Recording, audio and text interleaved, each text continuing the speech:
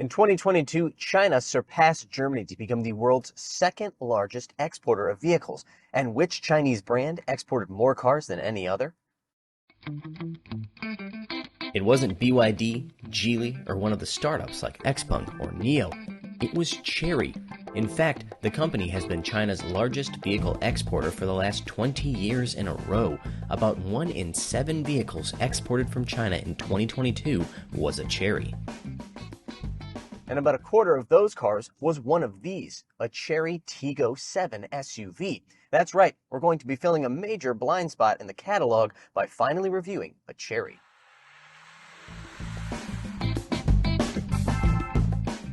To be more specific, we've gotten our hands on a Tiggo 7 Plus, which is priced at $14,500 to $17,600 US here in China. While this latest model was first sold in the Chinese market, it will soon be sold all over the world, including Indonesia, Brazil, Iran, Australia, and Mexico.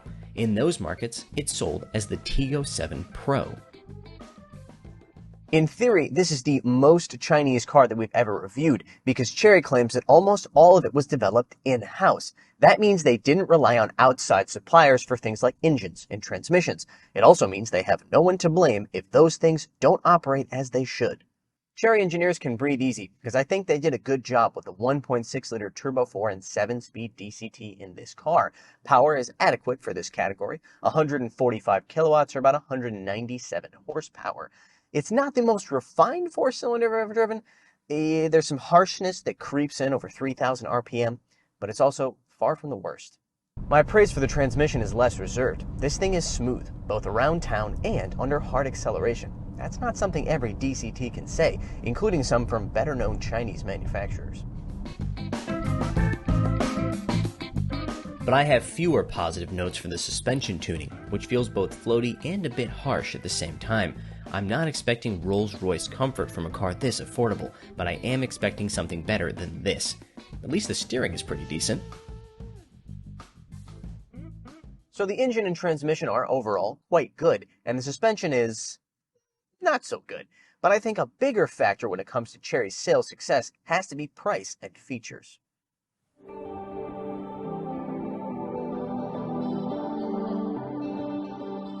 In market after market, Chinese cars have debuted and undercut their rivals on price. That's true in their home market as well. This top-spec Tiggo 7 Plus costs $17,600 USD, but comes with adaptive cruise control, heated and cooled front seats, dual 12.3-inch screens, an 8-speaker Sony sound system, and an interior fragrance dispenser.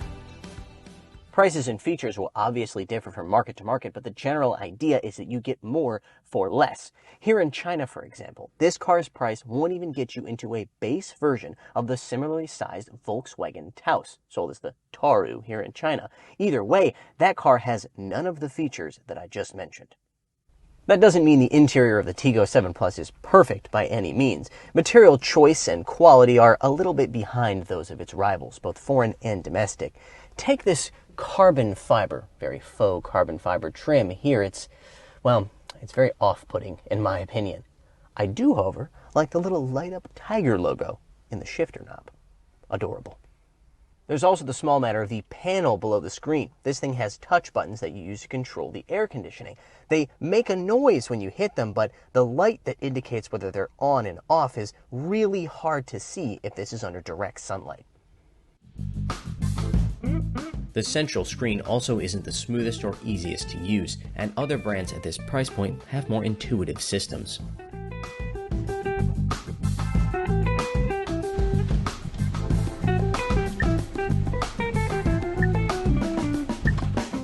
As a form of basic transportation, however, it's hard to find fault. The passenger compartment is spacious both front and rear, with plenty of storage options. The rear cargo area is also large, with 475 liters of space and the ability to fold down the second row for up to 1,500 liters.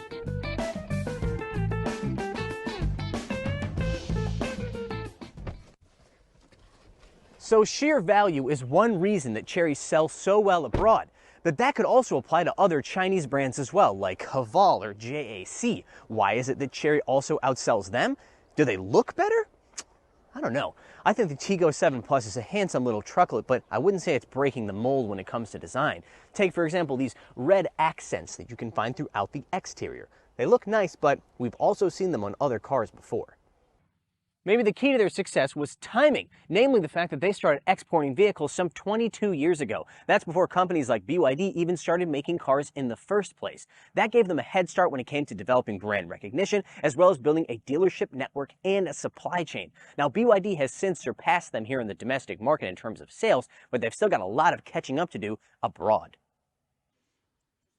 As for what the future holds for the Chery brand, its current focus on ICE vehicles means that it's unlikely to be breaking into markets like Europe alongside brands like BYD and NIO. However, that should allow them to continue to sell well in markets where there's lower levels of EV penetration, maybe well enough to hold on to the crown as China's most popular brand abroad for just a little bit longer.